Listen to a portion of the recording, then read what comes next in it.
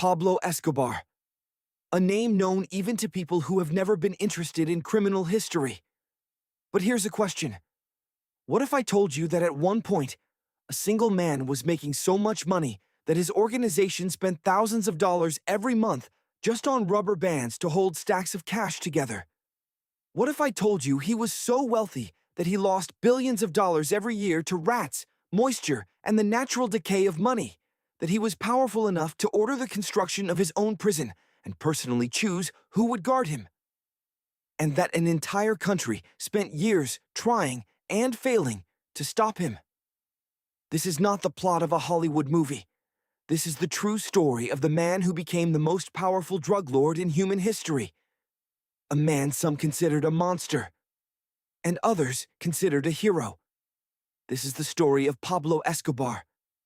A story about power, money, fear, and the price of absolute control.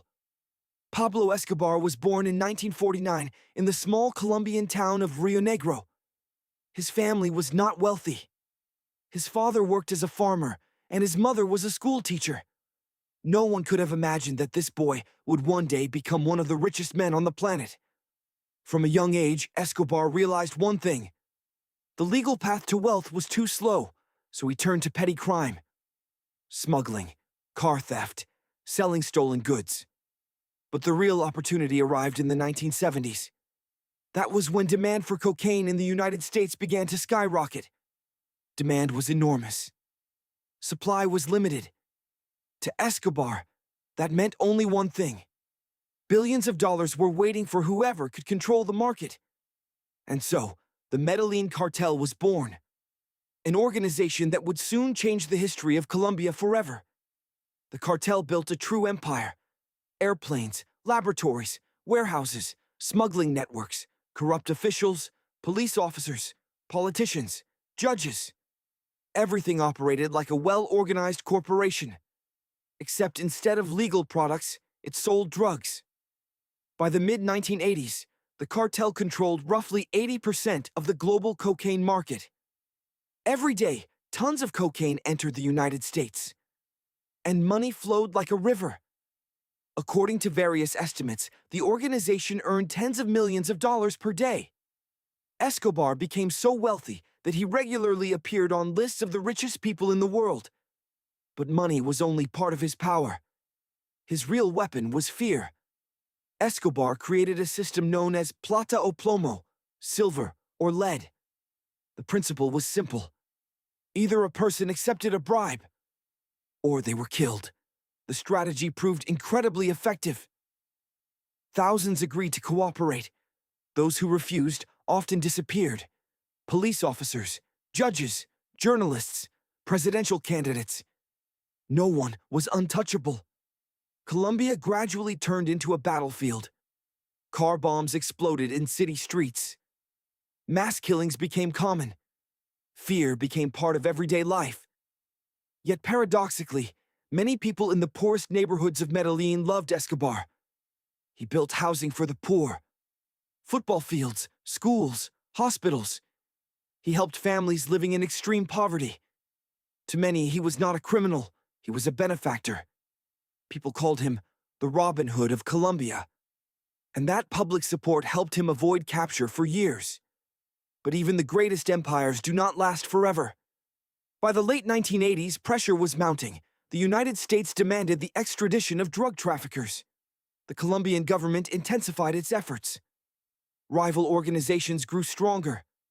Escobar responded with even greater violence.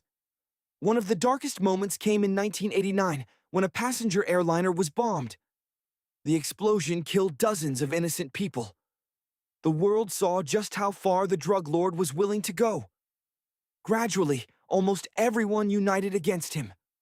The Colombian police, American intelligence agencies, rival cartels, special military units, even former allies. Then something extraordinary happened. In 1991, Escobar agreed to surrender. It seemed as though the story was over. But he had his own conditions, and the government accepted them. A special prison was built for him, La Catedral.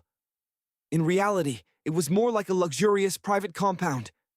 It had a football field, a bar, comfortable living quarters. And most importantly, Escobar continued to run his criminal empire from inside. The prison became more of a private residence than a place of punishment. When authorities attempted to transfer him to a real prison, he simply escaped. And so began the largest manhunt in Colombian history. For months, special forces searched the country. Step by step, the circle tightened. Phone calls, informants, surveillance, and Escobar's own mistakes. All of it gradually led the hunters to their prey. On December 2nd, 1993, his location was finally discovered. Police surrounded a house in Medellin. A gunfight erupted. Within minutes, the man who had challenged governments, armies, and intelligence agencies for years lay dead on a rooftop. He was only 44 years old. After Escobar's death, his empire collapsed, but his legacy never disappeared. He changed Colombia. He changed the international war on drugs. He changed the world's understanding of organized crime. Even today, his name remains controversial. To some, he will always be a ruthless criminal responsible for thousands of deaths. To others, he was a man who helped the poor when the government would not. But regardless of how he is judged, one fact remains unchanged. Pablo Escobar became a symbol of what happens when immense wealth meets absolute power. His story is not just a story about drugs. It is a warning about how far a person can go when they begin to believe they are untouchable. If you enjoyed this video, make sure to like, subscribe, and turn on notifications so you never miss our next documentary story about the people who changed the course of world history. And now, tell us in the comments, in your opinion, was Pablo Escobar a brilliant strategist or one of the most dangerous criminals of all time? Thanks for watching. We'll see you in the next video.